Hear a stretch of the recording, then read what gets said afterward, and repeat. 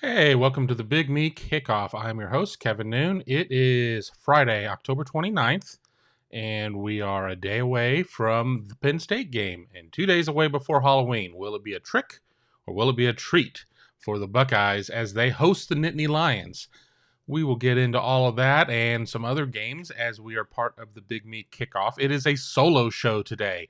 You have me, and that's it. So sorry about your luck. But no, all joking aside, this is probably the biggest game on the schedule for the Buckeyes. And I understand that anybody who's my age, older, maybe a couple years younger, no, Kevin, you're wrong. It's the Michigan game. The Michigan game's the biggest game. It's always going to be the biggest game.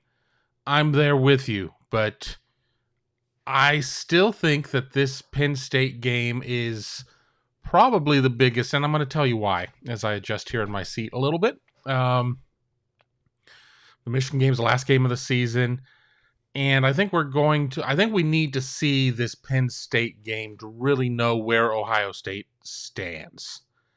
And you'll be quick to point out, but Kevin, they've lost 2 in a row.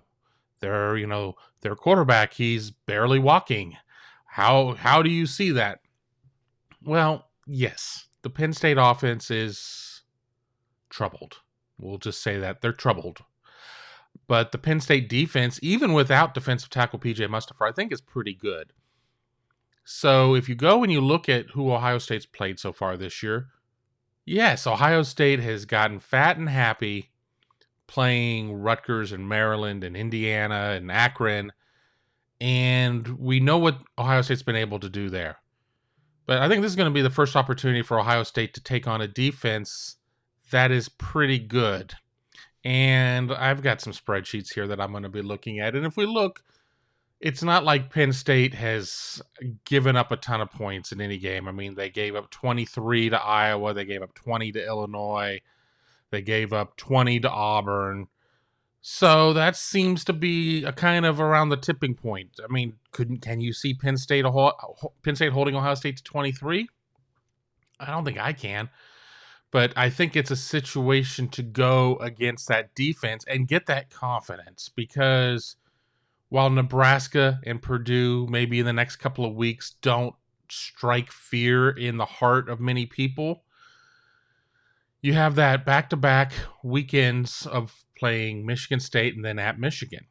And I think that if certain things don't work against Penn State, and I'm not saying that's going to happen. You're going to get my prediction here on the show. You're going to see my prediction on Buckeye Scoop. Hopefully, I give the same score both times, because I write that prediction earlier in the week, and then I have time to think on it. So hopefully the score is the same. But if something doesn't work out, it gives Ohio State a couple weeks to kind of ramp back up and be ready for that final stretch for a potential, and they're not in it yet, so don't be putting words in my mouth, potential Big Ten championship game, and then whatever may be beyond that.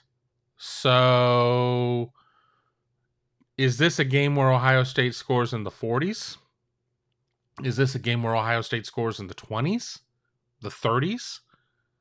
Something else? I think we really need to kind of see what's going to be there. I mean, the conditions are going to be good for Ohio State in terms of playing at home in a scarlet out. So if you're going, wear your red. I don't care if it's cold. Find something red. Be there to get the picture taken. And then if your jacket happens to be gray or white or what, don't wear blue. Please don't wear blue. But if it's a different color, so be it. Then stay warm. Don't freeze to death there. But by all means, if you have options, if you're going through your closet and you have 6 Ohio State jerseys, unless you have one that is like super lucky and there's just a reason why you have to wear it, wear a scarlet one. Wear red. Just do it. Ryan Day came out on Thursday imploring fans to be loud. I'm certain it's implied to wear the red and make this scarlet the shoe successful. So, enough of that pitch. Let's kind of get into what it is that Penn State has done so far this season. And again, I'm looking here in my stats that I put together for my Tail of the Tape feature. If you haven't had a chance to read it, be sure to check it out over at Buckeye Scoop. So you'll see me kind of reading, and, it is kind of what it is. Now, Penn State against the rush. Obviously, last week against Illinois in that 9 overtime game was a bit of an outlier. Nobody else has run for 357 yards against them. Illinois only threw for 38. So you run it 67 times, you attempt 21 passes. I mean, that's a lot. I mean, that's 88 offensive plays. Granted, they played 9 overtimes, 7 of them being just one play jobbers, 2 of them being more traditional overtimes from the 25. But you look, and Auburn runs for $1.82 against them. Wisconsin runs for $1.80. That was week 1. That's before we knew that this Wisconsin team was broken. But you look at the last 4 games, starting at the Villanova game, and Penn State has given up 1 rushing touchdown, and that was to Illinois. So no touchdowns against Villanova, no touchdowns against Indiana, no touchdowns against Iowa. Now you're like, well, that's pretty impressive. You hear Indiana and you hear Iowa, and you're like, well, those are teams that can play defense. But you sit there and you look at both of those teams, what they're capable of doing on the ground. Indiana is averaging 113.3 yards per game, good for 107 out of 130 in Division 1A. Iowa is slightly better at 3.3 more yards per game. That's good for 103. Ohio State's averaging 207.6, which is good for 25th. Now, again, we know it's not about yardage. It's about what you're able to do. If you're able to punch it in the end zone, you don't win on total yardage, you win on points. Ohio State certainly has proven that it's able to get in there with one of the nation's best third down or red zone offenses. They're good on the third down too. I don't know why I had that on my mind, but I don't see Penn State being able to lock down the Ohio State offense at that point. So we hear that part, and then we certainly hear. I think it's more of a story about what Penn State's able to do with its back 7. Their secondary is very good. I like both their corners. Their safeties have 5 interceptions between them, 3 for one, 2 for the other. It's a good unit. But the thing is that they have not faced an offense like Ohio State's. Now, as we kind of go through here, nobody's thrown for 300 yards against Penn State. Nobody's thrown for 250. Only Ball State is thrown for 226. They're the only team to go above 225. Villanova goes for 222 in a game that, again, it's an FCS game. I gray those stats out when I look at this. You really can't gather that much. I mean, you're dealing with a team that has, what does 1AA, or what does FCS have? 1AA, like 53 scholarships. I mean, they're just not as deep. I mean, it's not even so much of me saying, well, they don't have the dudes, which they don't. But they don't have the number of scholarship players either.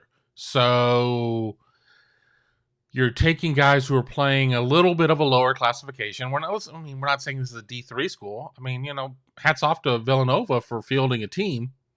But you're taking a team that has fewer players, guys that are not playing 1A ball, FBS ball. It's not going to work out. So you sit there and you say, okay, well, Auburn throws for $1.85, Wisconsin throws for $1.85, Indiana $1.95, Penn State or Iowa $1.95. Well, that's good. This has got to be a great passing defense. Well, again, let's look here. Penn State has faced 2 top 50 passing offenses. Auburn is 49th in FBS, and Villanova is 49th in FCS. Outside of that, everybody else is 78th or lower, with 4 teams 99th or lower. Indiana at 99, Iowa at 100, Wisconsin at 123, and Illinois at 124. You ask me, what's Ohio State? 7th. 352.1. Again, it's apples and oranges. You can't necessarily compare it, and I don't have the numbers of Ohio State's schedule right in front of me. I mean, obviously, Tulsa's numbers got inflated because of what Tulsa did to Ohio State, but we're not seeing those same types of mistakes. So Ohio State certainly has rectified some things there. I mean, Akron, I may as well gray them out too. I mean, they're an FBS team, but they're just not very good. But I'm very curious. I'm very curious as to what we're going to see with Ohio State's offense against Penn State's defense. Because Penn State, the only chance Penn State has is to hold Ohio State to 21, 24, less. I don't see a Penn State team that's going to be able to put up a lot of points on the board. Penn State has put up 21 against Indiana, 20 against Iowa, 18 against Illinois over the last 3 weeks. So, I mean, they've not gotten to 21. So, in theory, if you're just basing it off of those types of trends, they need to hold Ohio State to 20. I don't see a scenario where Ohio State only scores 19, 18. So Penn State has got to find a way to slow Ohio State down. Generally, the way that you would do a lot of that is by running the ball. Penn State has not been able to run the ball. Penn State's leading rusher, Noah Cain, has fewer yards this season in 7 games compared to what Trevion Henderson did in 1 game when he set the freshman record rushing for 277. I believe Noah Cain's around 250. I believe Kevon Lee is about 230. So, let's kind of go through the numbers here in terms of the team rush. So, the last 3 games, let's go to the last 2 games, and I'll explain why. Against Penn State, Iowa, 107, 2 touchdowns. Against Illinois, 62 yards, no touchdowns. Against Indiana, they did have some success running the ball. They were 42 carries for 209. They all count. I mean, that's certainly a high watermark right there. They did go for 240 against Ball State, but they go for 50 against Wisconsin. They go for 94 against Auburn.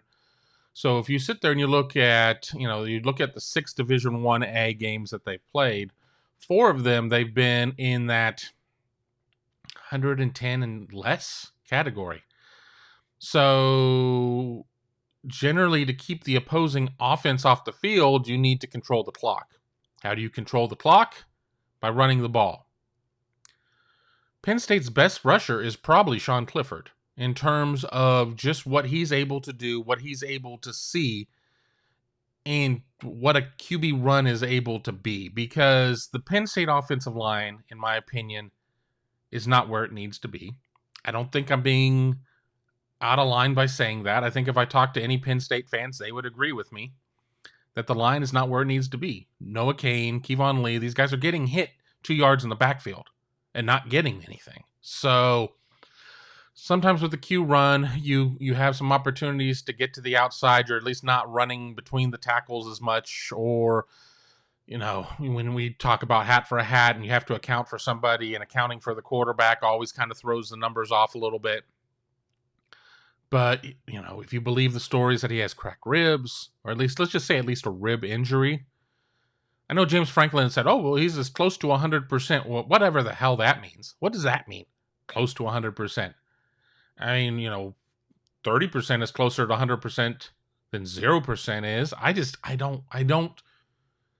I don't understand when you are trying to get to the point of being bowl eligible, secure a postseason, all of these things, why you would run the risk when your quarterback depth is very bad at Penn State, why you would run the risk of losing your quarterback for the season.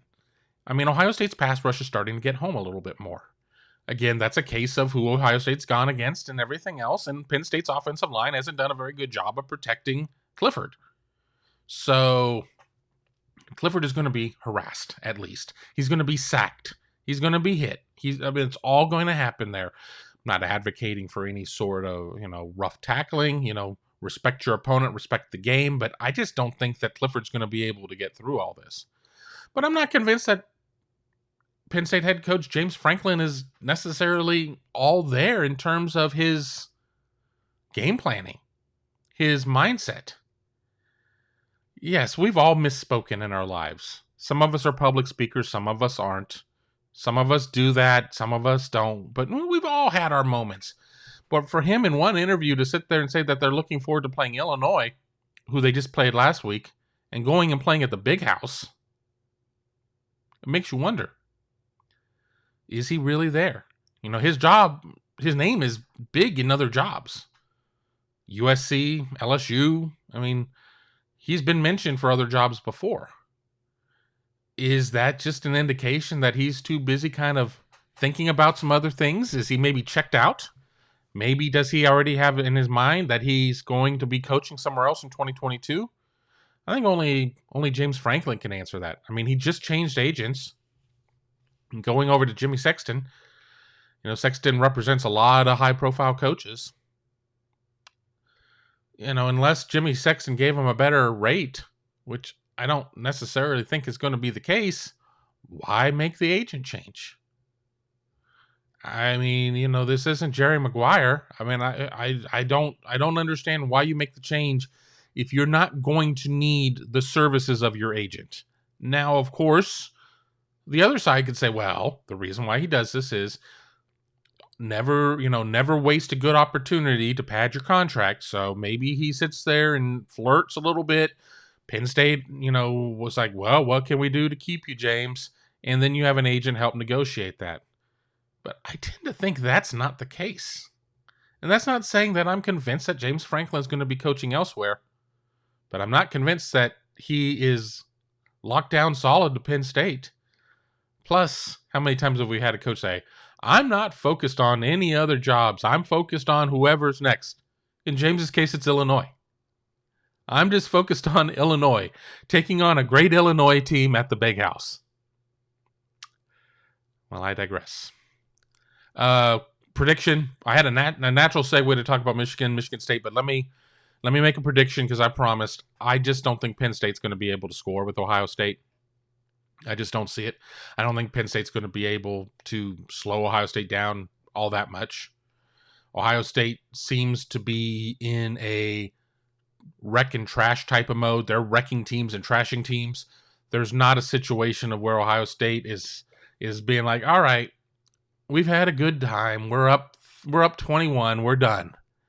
Ohio State's getting up 40, and then they bring in the 2s and the 3s. I think this is a game that we see the 1s play a lot unless it really gets out of hand. And we've seen 63-14 each way in this series before. I'm not calling for 63-14, but I'm thinking something around the lines of 45-10. That's where I'm at right now.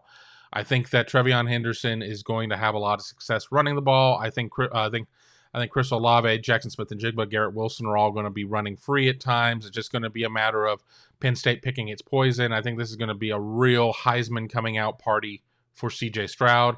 I'm not saying that he's going to move ahead of Matt Corral or Bryce Young in terms of all of that, but I think he really cements himself as that no less than that third candidate, and not a third candidate by a distance away. 1, 2, big gap 3. I think you're going to see all those odds start to look the same. I think he's going to be in that position of where everybody's going to be talking about him going to New York. But individual accomplishments mean nothing right now. Win the game, win the game, win the game. Now, on to Michigan State. What are your thoughts on that? And I know I say that like I'm doing a live show, and it's because so often I do live shows, but I wanted to just tape this one. Maybe we'll go live next week prior to the Nebraska game. We'll see. But Michigan and going to Michigan State. Michigan, at the time of my recording this, 4-point favorite. What do you think on that one? I'm going to go to one of my favorite websites. Well, one of my favorite website is obviously Buckeye Scoop, because that's where I work. But Winsipedia is a fantastic website when it's working. You look at the all-time series of that, and it's 71 for Michigan, 37 for Sparty, and 5 ties. Let's go to the full list. Michigan State has won the last one. Michigan won 2. Michigan State won. Honestly, if you go to 2008, Michigan State has won 4, 7, 8, 9, and Michigan has won 4. So 9-4 for Sparty. A lot of that kind of coincides with wandering through the desert for Michigan. Whether it be the Brady Hoke years, the Rich Rod years, even to a certain extent the Jim Harbaugh years, even though, as I said, that Michigan State has only won 2 of the last 5 in this series. But what do you think? I mean, whoever wins this game becomes the de facto challenger for Ohio State. They're both undefeated. So whoever comes out of this game is going to have at least a game on Ohio State in terms of non-conference record. Ohio State's already sitting there with a loss. So what if Michigan State comes out ahead? What if Michigan State wins this game? They move to 8-0, and Michigan State has to come to Columbus the second to last week of the season. Ohio State certainly is going to be focused on Michigan the following week, but they're not going to be able to look past Sparty. You look at, I think Michigan State in terms of its offense is more diversified than Michigan.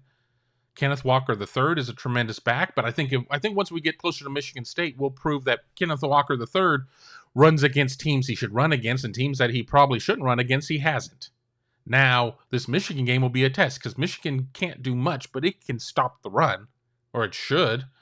Then again, Rutgers had some success running against Michigan, so I don't know. I reserve to amend that comment once I really start to break down those numbers.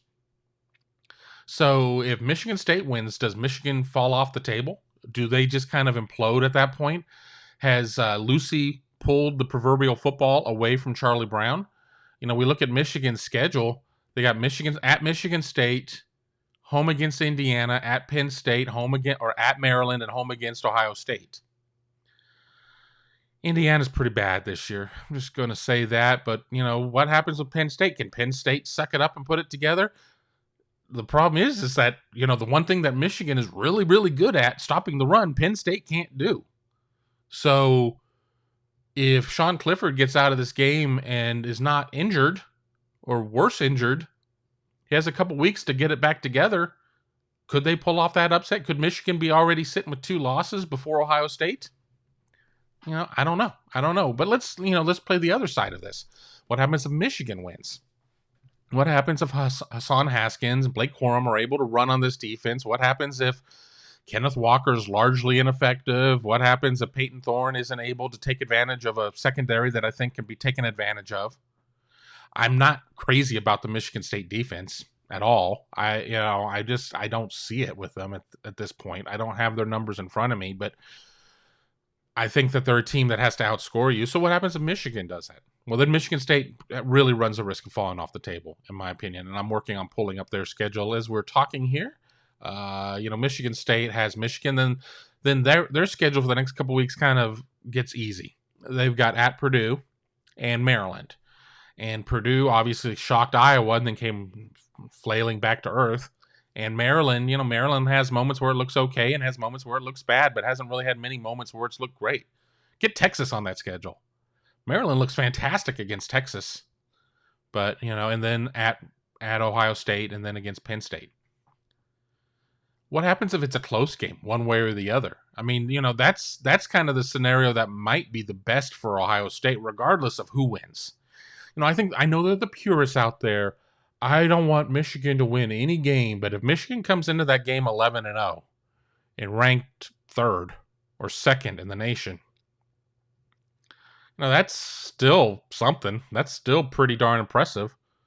If it goes the other way, Michigan State ekes one out, maybe Michigan doesn't fall off the table, and then you have, potentially two high-value games. I mean, you have Sparty, who's 8th right now, who's going to move up for winning that game. You're going to have Michigan, who will fall some, but not a ton. I mean, it won't get the Alabama treatment of not really moving down at all. But if it's a close game, you keep both teams there, and you keep that number next to the name as low as possible. That might be best for Ohio State if you're concerned that this is going to come down to a math formula in terms of the schedules or whatnot. I think you need to also look at what's going on with Oregon. There are people around Oregon, the Oregonian, that are already out there. They're already sensing what's going to happen, that Oregon is going to get punked, even if it goes undefeated, in favor of Ohio State. Now, what's more important? What's more important? Is it more important to win that head-to-head? Is one game more important than the other 11? If you win that head-to-head, and then you look like poop for the other 11 games, and I'm not saying that they've been bad in all of them, but they've been bad in many of them, or losing that head-to-head game and then going out and being world beaters in the other 11, especially when your 11 are better than the other guy's 11. I can make a strong argument that a week 2 head-to-head loss can be explained away a lot easier than limping to the finish line, winning games grossly against tomato cans. So it's all a moot point if Oregon loses another one along the way. It's all a moot point if Ohio State doesn't keep winning, too. But that's something I'll be interested in watching come Tuesday. And we'll talk about that here before we wrap up this show here on the Big Me Kickoff. I'm your host, Kevin Noon. You can find me here on YouTube, Spreaker, and all of the other podcasting outlets. And, of course, over at BuckeyeScoop.com. If you're watching me on YouTube, be sure to hit that subscribe button, click the bell, know when we're coming on with all of our great shows, whether it be the Morning Scoop or Buckeye Weekly Podcast or Gives in the Bank. We've got a lot of great content there around the Oval with Alex Lightman. We've got some stuff with Dom Smith. There's just a lot of great content. So be sure to sign up. Plus, that helps us with the YouTube algorithm. So that would be a big favor to me if you subscribe to the channel and hit that bell. Let's kind of run through a couple of other games, and then we will call it a week here. Jumping to my cheat sheet.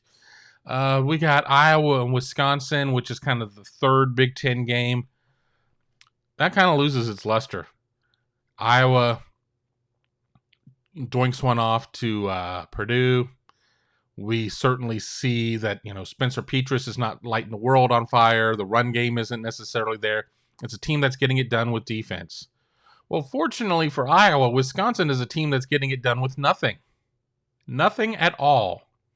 Wisconsin can't score. Wisconsin can play some defense. I don't think it's as good a defense as Iowa is. Would it surprise you if Iowa screwed up and blew this game? It wouldn't surprise me one bit. I don't know how Wisconsin is going to score. I have no idea. But it's just an ugly game. I mean, Wisconsin is a 3.5-point favorite. Iowa is number 9 in the nation. Wisconsin is giving 3.5, and the over/under at the time of recording, 36.5. 36.5. That's got to be one of the lowest numbers that I can remember. Certainly this season, probably in a lot of seasons. That's a nothingness number. That's what does that end up being? That ends up being 20 to 16. That gets you at 36. That keeps you at 4 points. 20 to 16. 20 to 17 ends up hitting the over. I mean, I don't know what to think about that game. We got a couple others. I mean, obviously we have the world's largest cocktail party. You're not going to take that name away from me, no matter what you say. They're in Jacksonville between Georgia and Florida. Georgia's a 14-point favorite. Florida, could be looking at who it's going to play at quarterback. Georgia's just stomping fools. I don't really think that Florida's a great team. Would it surprise me if Florida stuck around?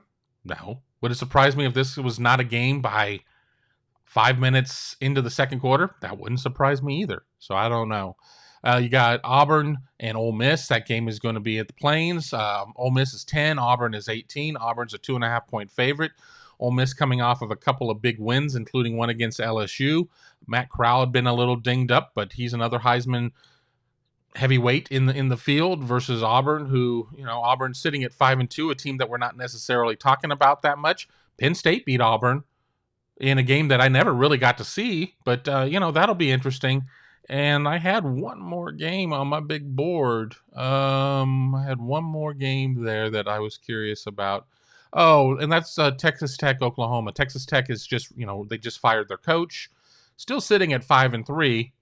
And then Oklahoma, 8-0. Oklahoma, 19.5-point favorite. Oklahoma certainly has not been a favorite in first halves. Kind of sleepwalking through some stuff.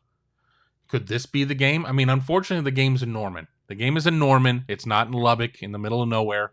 So I'm really not banking on Tech having much of a chance here.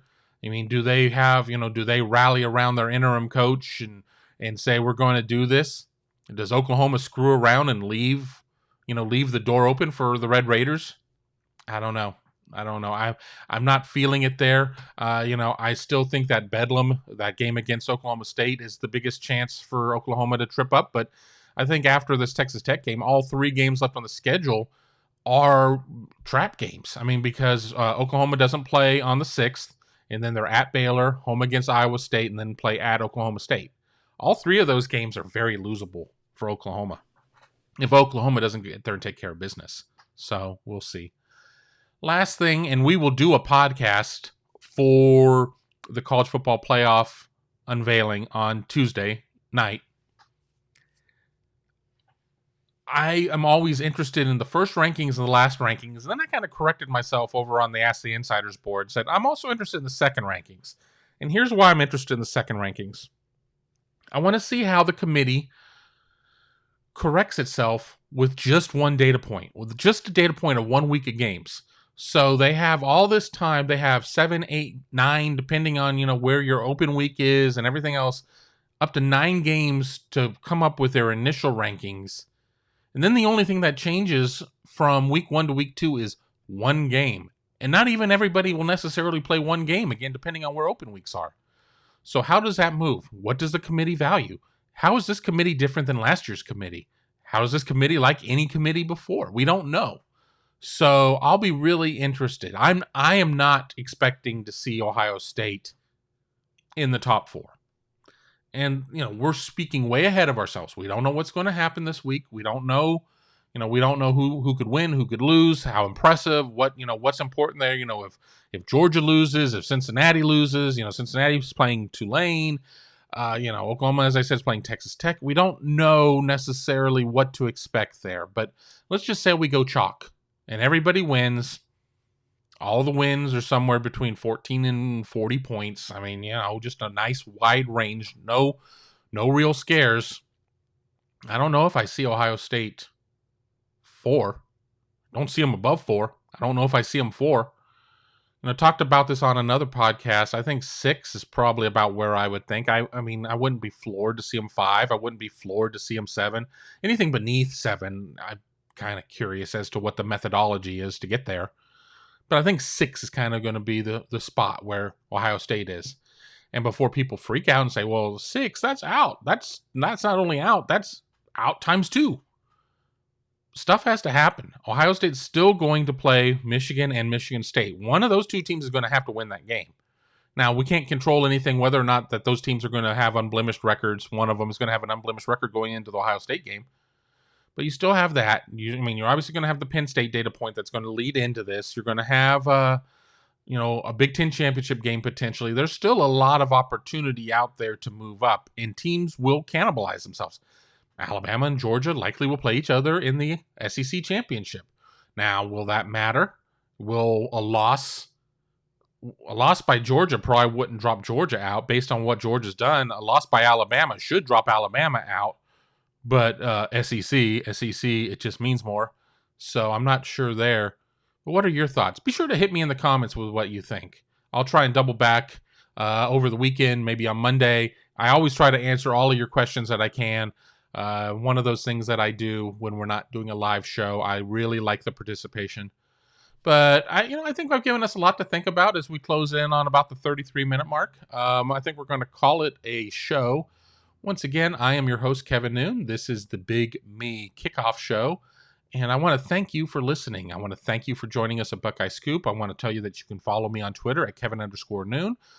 You can follow the site at Buckeye Scoop. Not a member of Buckeye Scoop? Give us a shot. Check us out. Let me know. Let me know if you're not a member and you're going to sign up. Let me know that you've done it. I want to say hello to you. If I see you out sometime, maybe I'll buy you a beer if I can expense it, of course. But once again, I'm your host, Kevin Noon. I want to thank you all for watching. I want to thank you all for listening. Have a fantastic weekend and trick or treat, and we'll talk to you here very soon.